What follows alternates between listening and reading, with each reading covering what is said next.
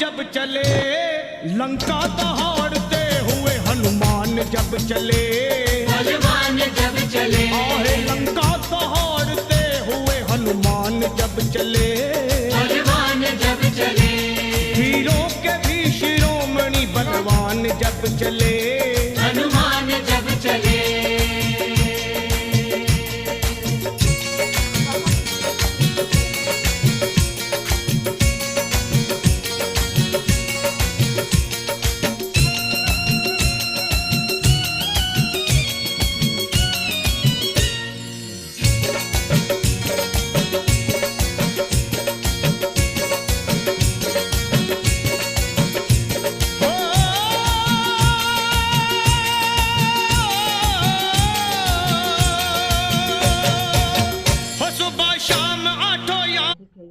चालू करिए।